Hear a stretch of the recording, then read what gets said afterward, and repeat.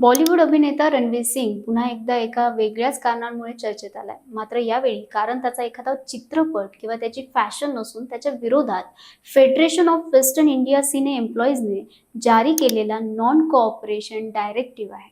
Social मीडियावर आणि अनेक माध्यमांमध्ये याला थेट रणवीरवर बंदी असे संबोधले जात असले तरी प्रत्यक्षात हे प्रकरण नेमकी काय आहे? रणवीर याची कारकीर्द रणवीरला खरंच चित्रपट सृष्टीत काम करण्यास 3 वर्षाची बंदी घालण्यात आली आहे का?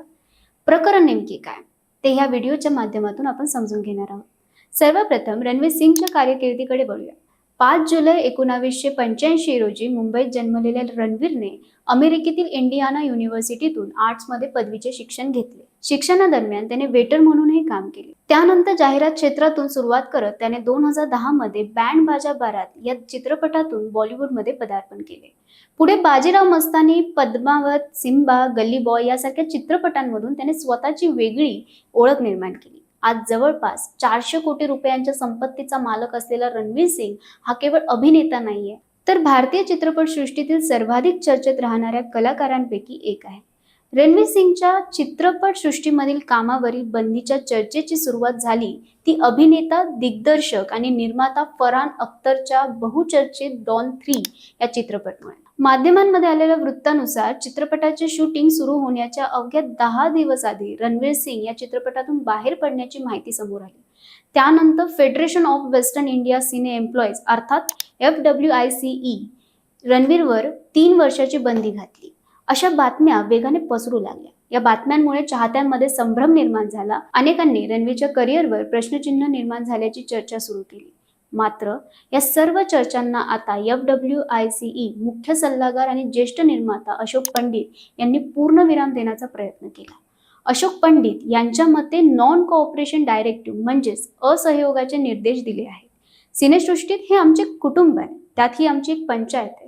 इथे कुटुंबातील प्रश्न सोडवण्याचा प्रयत्न केला जातो. समजावून सांगूनही समोरची व्यक्ती जेव्हा समजून घेत नसल्यास त्याच्या विरोधात नॉन कोऑपरेशन डायरेक्टिव्ह जारी केले जातात. आमच्या संघटनेचे 4.5 लाख सदस्य आहेत. यात लाईट बॉय पासून तर मेकअप पर्यंत वेगवेगळ्या विभागातील काम करणाऱ्या सदस्यांचा समावेश आहे. त्यांनी रणवीरच्या कोणत्याही प्रोजेक्टमध्ये काम करू नये असे सांगितले आहे, पण कोणावरही रणवीर सोबत काम न करण्याची सक्ती नाही. बऱ्याच निर्मात्यांकडे तंत्रज्ञांचे पैसे अडकले असतात, त्यामुळे त्यांना थेट काम थांबवा असे सांगता येत नाही. मग हा नॉन कोऑपरेशन डायरेक्टिव्ह म्हणजे नेमकं काय?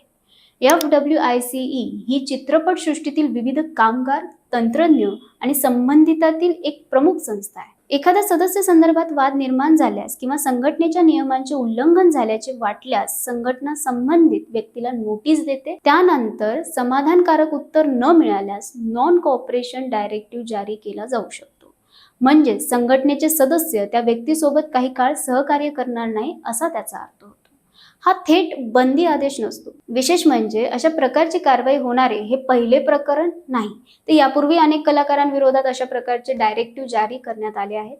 त्यामुळे हा प्रकार नवीन नाही. एकूणच सोशल मीडियावर ज्या पद्धतीने रणवीरवर 3 वर्षाची बंदी असा जो गाजावाजा केला जात होता तो फोल ठरला असून आता या प्रकरणात पुढे काय घडते आणि डॉन 3च्या या भवितव्यावर त्याचा काही परिणाम होतो का हे पाहणे उत्सुकतेचे ठरणार आहे.